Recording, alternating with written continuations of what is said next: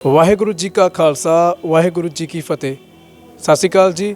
ਤੁਸੀਂ ਦੇਖ ਰਹੇ ਹੋ ਚੈਨਲ ਹੱਕ ਸੱਚ ਟੀਵੀ ਤੇ ਮੈਂ ਦਵਿੰਦਰ ਮੰਡ। ਸੋ ਜਿਸ ਤਰ੍ਹਾਂ ਤੁਹਾਨੂੰ ਪਤਾ ਹੈ ਕਿ ਇਸ ਚੈਨਲ ਦੇ ਜ਼ਰੀਏ ਅਸੀਂ ਤੁਹਾਨੂੰ ਇਤਿਹਾਸਿਕ ਗੁਰੂ ਘਰਾਂ ਦੇ ਦਰਸ਼ਨ ਕਰਵਾਉਂਦੇ ਹਾਂ ਤੇ ਜੋ ਉਸ ਗੁਰੂ ਘਰ ਦਾ ਇਤਿਹਾਸ ਹੁੰਦਾ ਹੈ ਉਸ ਦੇ ਨਾਲ ਜਾਣੂ ਕਰਵਾਉਂਦੇ ਹਾਂ। ਸੋ ਅੱਜ ਅਸੀਂ ਪਹੁੰਚੇ ਹਾਂ ਬਸਤੀ ਸ਼ੇਖ ਦੇ ਵਿੱਚ ਛੇਵੇਂ ਪਾਤਸ਼ਾਹੀ ਸ੍ਰੀ ਗੁਰੂ ਹਰਗੋਬਿੰਦ ਸਾਹਿਬ ਦਾ ਇੱਕ ਇਤਿਹਾਸਿਕ ਅਸਥਾਨ ਹੈ। ਗੁਰੂ ਘਰ ਦਾ ਨਾਮ ਹੈ ਗੁਰਦੁਆਰਾ ਚਰਨ ਕੰਵਲ ਸਾਹਿਬ। ਸੋ ਅੱਜ ਤੁਹਾਨੂੰ ਇਸ ਗੁਰੂ ਘਰ ਦੇ ਨਾਲ ਜੋੜਾਂਗੇ। ਇਸ ਗੁਰੂ ਘਰ ਦਾ ਜੋ ਇਤਿਹਾਸ ਹੈ ਉਸ ਦੇ ਨਾਲ ਜਾਣੂ ਕਰਵਾਵਾਂਗੇ। ਚੌਥੀ ਜੰਗ ਤੋਂ ਬਾਅਦ ਗੁਰੂ ਸਾਹਿਬ ਕਰਤਾਰਪੁਰ ਤੋਂ ਬਸਤੀ ਸ਼ੇਖ ਵਿੱਚ ਆਏ ਸਨ ਤੇ ਇਸ ਗੁਰੂ ਘਰ ਦਾ ਇਤਿਹਾਸ ਕਿਵੇਂ ਉਹਨਾਂ ਦੇ ਨਾਲ ਜੁੜਿਆ ਹੈ ਸਾਰਾ ਕੁਝ ਦੱਸਾਂਗੇ। ਸਭ ਤੋਂ ਪਹਿਲਾਂ ਤੁਸੀਂ ਗੁਰੂ ਘਰ ਦੇ ਦਰਸ਼ਨ ਕਰੋ ਤੇ ਉਸ ਤੋਂ ਬਾਅਦ ਜੋ ਇੱਥੇ ਗ੍ਰੰਥੀ ਜੀ ਨੇ ਉਹਨਾਂ ਤੋਂ ਆਪਾਂ ਜਾਣਾਂਗੇ ਇਸ ਗੁਰੂ ਘਰ ਦਾ ਇਤਿਹਾਸ। ਸੋ ਭਾਈ ਗੁਰਲਾਲ ਸਿੰਘ ਸਾਡੇ ਨਾਲ ਨੇ। ਸੋ ਜਾਣਦੇ ਹਾਂ ਇਸ ਗੁਰੂ ਘਰ ਦਾ ਇਤਿਹਾਸ। ਸਭ ਤੋਂ ਪਹਿਲਾਂ ਉਹਨਾਂ ਦਾ ਸਵਾਗਤ ਕਰਦੇ ਹਾਂ। ਵਾਹਿਗੁਰੂ ਜੀ ਕਾ ਖਾਲਸਾ ਵਾਹਿਗੁਰੂ ਜੀ ਕੀ ਫਤਿਹ ਜੀ। ਹਾਂਜੀ, ਸਭ ਤੋਂ ਪਹਿਲਾਂ ਮੈਂ ਹੱਕ ਸੱਚ ਚੈਨਲ ਦੇਖ ਰਹੇ ਸਾਰੀ ਹੀ ਸਾਧ ਸੰਗਤ ਨੂੰ ਵਾਹਿਗੁਰੂ ਜੀ ਕਾ ਖਾਲਸਾ ਵਾਹਿਗੁਰੂ ਜੀ ਕੀ ਫਤਿਹ ਬੁਲਾਉਂਦਾ ਹਾਂ। ਤੇ ਜੋ ਵੀਰ ਜੀ ਆਪ ਜੀ ਬਹੁਤ ਵਧੀਆ ਉਪਰਾਲਾ ਕਰ ਰਹੇ ਹੋ। ਜਿੰਨੇ ਵੀ ਧਾਰਮਿਕ ਸਥਾਨ ਹਨ ਉਹ ਚਾਹੇ ਕਿਸੇ ਵੀ ਗੁਰੂ ਸਾਹਿਬ ਜੀ ਦੇ ਨਾਲ ਰਿਲੇਟਿਡ ਹਨ, ਸੰਬੰਧਿਤ ਹਨ, ਆਪ ਸੰਗਤਾਂ ਨੂੰ ਦਰਸ਼ਨ ਕਰਵਾਉਂਦੇ ਹੋ। ਸੋ ਆਪ ਜੀ ਨੂੰ ਜੀ ਆਇਆਂ। ਤਹਿ ਦਿਲ ਤੋਂ ਦਾਸ ਆਪ ਜੀ ਦਾ ਧੰਨਵਾਦ ਕਰਦਾ ਹੈ ਜੀ। ਬਹੁਤ ਬਹੁਤ ਸ਼ੁਕਰੀਆ ਬਾਬਾ ਜੀ। ਸੋ ਸਭ ਤੋਂ ਪਹਿਲਾਂ ਜੋ ਇਸ ਗੁਰੂ ਘਰ ਦਾ ਇਤਿਹਾਸ ਹੈ ਸ਼੍ਰੀ ਗੁਰੂ ਘਰ ਦਾ ਨਾਮ ਹੈ ਚਰਨ ਕੰਵਲ ਸਾਹਿਬ। ਸੋ ਇਸ ਗੁਰੂ ਘਰ ਦਾ ਇਤਿਹਾਸ ਜੋ ਹੈ ਉਸ ਦੇ ਨਾਲ ਸੰਗਤਾਂ ਨੂੰ ਜ਼ਰੂਰ ਜੋੜੋ ਜੀ। ਹਾਂਜੀ ਵੀਰ ਜੀ, ਇਹ ਜਲੰਧਰ ਸ਼ਹਿਰ ਦੇ ਅੰਦਰ ਛੇਵੇਂ ਪਾਤਸ਼ਾਹ ਮੇਰੀ ਪੀਰੀ ਦੇ ਮਾਲਕ ਧੰਨ ਸ਼੍ਰੀ ਗੁਰੂ ਹਰਗੋਬਿੰਦ ਸਾਹਿਬ ਜੀ ਮਹਾਰਾਜ ਉਹਨਾਂ ਨੇ ਆਪਣੇ ਮੁਬਾਰਕ ਚਰਨ ਪਾਏ। ਕਿਉਂਕਿ ਇੱਥੇ ਇੱਕ ਸ਼ੇਖ ਦਰਵੇਸ਼ ਰਹਿੰਦਾ ਸੀ ਜੋ ਕਾਫੀ ਵੱਡੀ ਉਮਰ ਦਾ ਸੀ, ਬਜ਼ੁਰਗ ਸੀ, ਜੋ ਸਾਈਂ ਮੀਆਂ ਮੀਰ ਦਾ ਗੁਰ ਭਾਈ ਸੀ।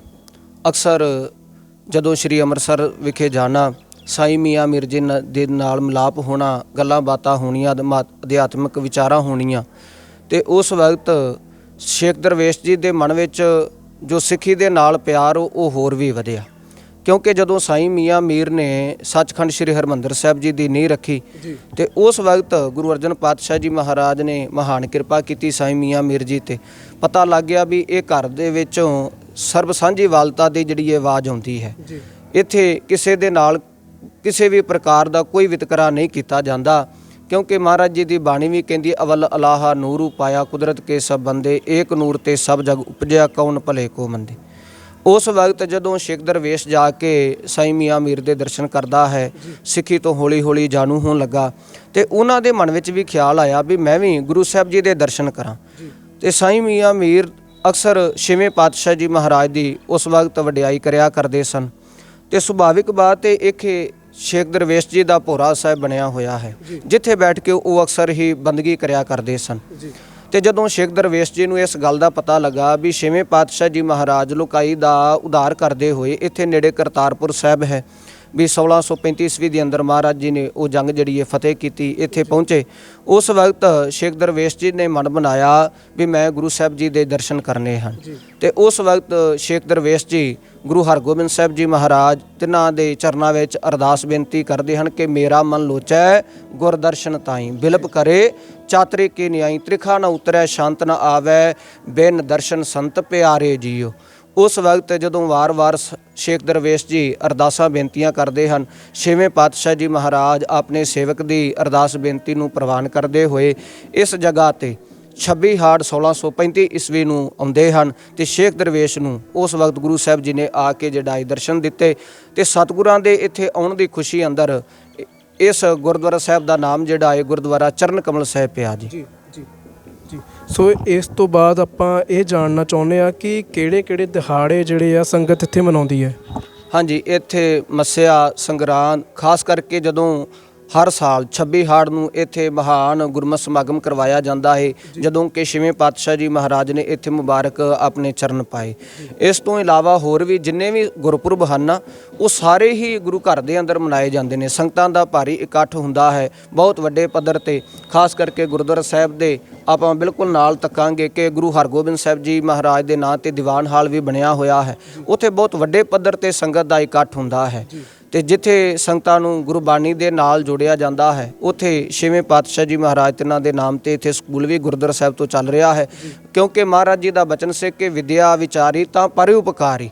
ਇਸ ਕਰਕੇ ਇਹ ਵੀ ਇੱਕ ਬਹੁਤ ਵੱਡਾ ਗੁਰਦੁਆਰਾ ਪ੍ਰਬੰਧਕ ਕਮੇਟੀ ਵੱਲੋਂ ਉਪਰਾਲਾ ਹੈ ਕਿ ਨੌਜਵਾਨ ਪੀੜ੍ਹੀ ਨੂੰ, ਕਿਉਂਕਿ ਛੇਵੇਂ ਪਾਤਸ਼ਾਹ ਜੀ ਮਹਾਰਾਜ ਨੇ ਇਹ ਨਾਰਾ ਬੁਲੰਦ ਕੀਤਾ ਸੀ ਕਿ ਉਸ ਵਕਤ ਢਾਡੀ ਵਾਰਾਂ ਨੂੰ ਜਿਹੜਾ ਹੈ ਮਹਾਰਾਜ ਨੇ ਪ੍ਰਚਾਰਿਆ, ਢਾਡੀ ਵਾਰਾਂ ਦਾ ਗਾਇਨ ਹੋਣ ਲੱਗਾ ਤੇ ਉਸ ਵਕਤ ਨੌਜਵਾਨਾਂ ਦੇ ਵਿੱਚ ਜੋਸ਼ ਭਰਨ ਵਾਸਤੇ ਗੁਰੂ ਸਾਹਿਬ ਜੀ ਅਕਸਰ ਜਿਹੜਾ ਇਹ ਸਮਾਗਮ ਕਰਾਇਆ ਕਰਦੇ ਸਨ। ਇਸੇ ਤਰ੍ਹਾਂ ਉਸੇ ਹੀ ਲੀਹ ਤੇ ਤੁਰਦੇ ਹੋਏ ਗੁਰਦੁਆਰਾ ਪ੍ਰਬੰਧਕ ਕਮੇਟੀ ਵੱਲੋਂ ਇਸ ਅਸਥਾਨ ਤੇ ਵੀ ਕਦੀ ਦਸਤਾਰ ਮੁਕਾਬਲੇ, ਕਦੀ ਹੋਰ ਵੀ ਵੱਖ-ਵੱਖ ਜਿਹੜਾ ਇਹ ਧਾਰਮਿਕ ਸਮਾਗਮ ਉਲੀਕੇ ਜਾਂਦੇ ਹਨ ਜੀ। ਸੋ ਬਾਬਾ ਜੀ, ਇਸ ਤੋਂ ਬਾਅਦ ਅਸੀਂ ਇਹ ਜਾਣਨਾ ਚਾਹੁੰਦੇ ਹਾਂ ਕਿ ਜਿਸ ਤਰ੍ਹਾਂ ਤੁਸੀਂ ਦੱਸਿਆ ਕਿ ਜਿਹੜੇ ਸਮਾਗਮ ਜਾਂ ਜਿਹੜੇ ਦਿਹਾੜੇ ਇੱਥੇ ਮਨਾਏ ਜਾਂਦੇ ਨੇ, ਇਸ ਤੋਂ ਬਾਅਦ ਗੱਲ ਕਰਦੇ ਹਾਂ ਕਿ ਇਸ ਗੁਰੂ ਘਰ ਦੀ ਜੇ ਗੱਲ ਕਰੀਏ ਆਪਾਂ, ਇਸ ਗੁਰੂ ਘਰ ਦੇ ਵਿੱਚ ਜਿਹੜੀਆਂ ਸੰਗਤਾਂ ਨੇ, ਸੁਭਾਵਿਕ ਹੈ ਕਿ ਜਲੰਧਰ ਦੇ ਵਿੱਚ ਗੁਰੂ ਘਰ ਹੈ, ਜਲੰਧਰ ਤੋਂ ਸੰਗਤਾਂ ਬਹੁਤ ਸਾਰੀਆਂ ਆਉਂਦੀਆਂ ਹੋਣੀਆਂ। ਜਲੰਧਰ ਤੋਂ ਬਾਹਰ ਗੱਲ ਕੀਤੀ ਜਾਵੇ, ਸੰਗਤਾਂ ਕਿੱਥੋਂ ਕਿੱਥੋਂ ਇੱਥੇ ਮੱਥਾ ਟੇਕਣ ਆਉਂਦੀਆਂ ਨੇ? ਹਾਂਜੀ, ਇੱਥੇ ਖਾਸ ਕਰਕੇ ਜਲੰਧਰ ਦੀ ਸੰਗਤ ਜਦੋਂ ਛੇਵੇਂ ਪਾਤਸ਼ਾਹ ਜੀ ਮਹਾਰਾਜ ਨੇ ਆਪਣੇ ਮੁਬਾਰਕ ਚਰਨ ਪਾਏ, ਉਹ 26 ਹਾੜ ਦਾ ਦਿਹਾੜਾ ਵੱਡੇ ਪੱਧਰ ਤੇ ਮਨਾਇਆ ਜਾਂਦਾ ਹੈ। ਸੰਗਤਾਂ ਦਾ ਭਾਰੀ ਉਤਸ਼ਾਹ ਹੁੰਦਾ ਹੈ, ਸੰਗਤਾਂ ਬੜੀ ਸ਼ਰਧਾ ਦੇ ਨਾਲ ਉਡੀਕਦੀਆਂ ਨੇ ਵੀ ਕਦੋਂ ਇਹ ਦਿਹਾੜਾ ਆਵੇ ਤੇ ਅਸੀਂ ਜਿਹੜਾ ਛੇਵੇਂ ਪਾਤਸ਼ਾਹ ਜੀ ਮਹਾਰਾਜ ਤਿੰਨਾਂ ਦੇ ਤੇ ਜਾ ਕੇ ਨਤਮਸਤਕ ਹੋਈਏ। ਇਸ ਤੋਂ ਇਲਾਵਾ ਅੱਗੇ ਪਿੱਛੇ ਵੀ ਵੈਸੇ ਅੰਮ੍ਰਿਤਸਰ, ਬਟਾਲਾ, ਕਰਤਾਰਪੁਰ, ਬਹੁਤ ਦੂਰ ਦੁਰਾਡੇ ਤੋਂ ਵੀ ਸੰਗਤਾਂ ਇੱਥੇ ਆ ਕੇ ਦਰਸ਼ਨ ਕਰਦੀਆਂ ਹਨ। ਉਹਦਾ ਕਾਰਨ ਇਹ ਵੇ ਕਿਉਂਕਿ ਗੁਰੂ ਹਰਗੋਬਿੰਦ ਸਾਹਿਬ ਜੀ ਮਹਾਰਾਜ ਨੇ ਇਹ ਬਖਸ਼ਿਸ਼ ਕੀਤੀ ਸੀ ਕਿ ਦੌਲਤ ਜਿਹੜੀ ਹੈ ਗੁਜਰਾਨ, ਪੁੱਤਰ ਨਿਸ਼ਾਨ, ਔਰਤ ਈਮਾਨ। ਕਿਉਂਕਿ ਪੁੱਤਰ ਜਿਹੜਾ ਹੈ ਉਹ ਨਿਸ਼ਾਨੀ ਹੋਇਆ ਕਰਦੇ ਨੇ, ਇਹਦੇ ਨਾਲ ਹੀ ਬੰਦੇ ਦੀ ਅੱਗੇ ਜਿਹੜੀ ਹੈ ਉਹ ਸਾਧ ਸੰਗਤ ਗ੍ਰਸਤੀ ਜਿਹੜੀ ਹੈ ਵੱਧਦੀ ਹੈ। ਇਸ ਕਰਕੇ ਛੇਵੇਂ ਪਾਤਸ਼ਾਹ ਜੀ ਮਹਾਰਾਜ ਨੇ ਬਖਸ਼ਿਸ਼ ਕੀਤੀ ਤੇ ਇੱਥੇ ਸੰਗਤਾਂ ਜਿਹੜੀਆਂ ਨੇ ਅਕਸਰ ਹੀ ਪੁੱਤਰਾਂ ਦੀ ਦਾਤ ਲੈਣ ਵਾਸਤੇ ਅਰਦਾਸ ਬੇਨਤੀਆਂ ਕਰਦੇ ਹਨ, ਜਾਂ ਕਿਸੇ ਨੇ ਵਿਦੇਸ਼ ਜਾਣਾ ਹੈ, ਜਦੋਂ ਉਹ ਸ਼੍ਰੀ ਅਖੰਡ ਪਾਠ ਸਾਹਿਬ ਦੀ ਸੇਵਾ ਲੈਂਦੇ ਹਨ ਜਾਂ ਲੰਗਰਾਂ ਦੇ ਵਿੱਚ ਸੇਵਾ ਦੇ ਵਿੱਚ ਹਿੱਸਾ ਪਾਉਂਦੇ ਹਨ ਤੇ ਸਾਰੀਆਂ ਦੀਆਂ ਮਨੋਕਾਮਨਾਵਾਂ ਗੁਰੂ ਹਰਗੋਬਿੰਦ ਸਾਹਿਬ ਜੀ ਮਹਾਰਾਜ ਪੂਰੀਆਂ ਕਰਦੇ ਹਨ ਜੀ। ਜੀ, ਮਤਲਬ ਮੈਂ ਇਹ ਪੁੱਛਣ ਲੱਗਾ ਸੀ ਮਨੋਕਾਮਨਾ ਕਿਹੜੀ ਕੋਈ ਹੁੰਦੀ ਆ। ਤੁਸੀਂ ਜਿਹੜੀ ਇਹ ਸਵਾਲ ਦਾ ਜਵਾਬ ਆਪਣੇ ਪਹਿਲੇ ਜਵਾਬ ਵਿੱਚ ਹੀ ਦੇ ਦਿੱਤਾ ਵੀ ਜਿਹੜੀ ਇੱਥੇ ਮਨੋਕਾਮਨਾ ਪੂਰੀ ਹੁੰਦੀ ਆ। ਬਾਬਾ ਜੀ, ਬਹੁਤ ਬਹੁਤ ਸ਼ੁਕਰੀਆ, ਤੁਸੀਂ ਆਪਣਾ ਕੀਮਤੀ ਸਮਾਂ ਦਿੱਤਾ, ਸਾਡੇ ਦਰਸ਼ਕਾਂ ਦੀ, ਸਾਡੀਆਂ ਸੰਗਤਾਂ ਦੇ ਰੂਬਰੂ ਹੋਏ। ਸੋ ਜਾਣ ਤੋਂ ਪਹਿਲਾਂ ਸਾਡੀਆਂ ਸੰਗਤਾਂ ਲਈ ਕੁਝ ਛੋਟਾ ਜਿਹਾ ਸੁਨੇਹਾ। ਹਾਂਜੀ, ਸੁਨੇਹਾ ਇਹੀ ਹੈ ਜਿੰਨੀ ਵੀ ਗੁਰੂ ਨਾਨਕ ਨਾਮ ਲੇਵਾ ਸੰਗਤ ਹੈ, ਸੋ ਸਾਡਾ ਫਰਜ਼ ਬਣਦਾ ਹੈ ਜੋ ਗੁਰੂ ਸਾਹਿਬ ਜੀ ਨੇ ਇਹ ਸਿੱਖ ਪੰਥ ਦਾ ਆਰੰਭਤਾ ਕੀਤੀ, ਨਿਰਮਲ ਪੰਥ ਗੁਰੂ ਨਾਨਕ ਪਾਤਸ਼ਾਹ ਜੀ ਮਹਾਰਾਜ ਨੇ ਆਰੰਭਿਆ। ਅੱਜ ਵੀ ਸਾਨੂੰ ਗੁਰਬਾਣੀ ਨੂੰ ਪੜ੍ਹ ਕੇ ਆਪਣੇ ਜੀਵਨ ਨੂੰ ਸਫਲਿਆ ਬਣਾਉਣਾ ਚਾਹੀਦਾ ਹੈ। ਮਹਾਰਾਜ ਕਹਿੰਦੇ ਗੁਰ ਸਿੱਖ ਮੀਤ ਚਲੋ ਗੁਰ ਚਾਲੀ, ਜੋ ਗੁਰ ਕਹੈ ਸੋਈ ਪਲ ਮਾਨੋ, ਹਰ ਹਰ ਕਥਾ ਨਿਰਾਲੀ। ਨਸ਼ਿਆਂ ਦਾ ਤਿਆਗ ਕਰੀਏ, ਵਿਕਾਰਾਂ ਦਾ ਤਿਆਗ ਕਰਕੇ ਆਪਣੇ ਮਨ ਨੂੰ ਗੁਰਬਾਣੀ ਦੇ ਨਾਲ ਜੁੜਨਾ ਕਰੀਏ ਤਾਂ ਕਿ ਸਾਡੇ ਵੀ ਹੋ ਸਕਣ ਇਹ ਲੋਕ ਸੁਖੀਏ ਪਰਲੋਕ ਸੁਹੇਲੇ, ਨਾਨਕ ਹਰ ਪ੍ਰਭੇ ਆਪੇ ਮੇਲੇ। ਵਾਹਿਗੁਰੂ ਜੀ ਕਾ ਖਾਲਸਾ, ਵਾਹਿਗੁਰੂ ਜੀ ਕੀ ਫਤਿਹ। ਬਹੁਤ ਬਹੁਤ ਸ਼ੁਕਰੀਆ ਬਾਬਾ ਜੀ ਗੱਲਬਾਤ ਕਰਨ ਲਈ। ਸੋ ਇਸ ਦੇ ਨਾਲ ਜਿਹੜਾ ਸਾਡਾ ਅੱਜ ਦਾ ਪ੍ਰੋਗਰਾਮ ਇੱਥੇ ਸਮਾਪਤ ਹੁੰਦਾ ਹੈ। ਅਗਲੀ ਵਾਰ ਇੱਕ ਨਵੇਂ ਗੁਰੂ ਘਰ ਦੇ ਨਾਲ ਤੁਹਾਨੂੰ ਸਭ ਨੂੰ ਜੁੜਾਂਗੇ। ਉਦੋਂ ਤੱਕ ਲਈ ਸਾਡਾ ਚੈਨਲ ਦੇਖਦੇ ਰਹੋ, ਹੱਕ ਸੱਚ ਟੀਵੀ। ਸਤਿ ਸ਼੍ਰੀ ਅਕਾਲ।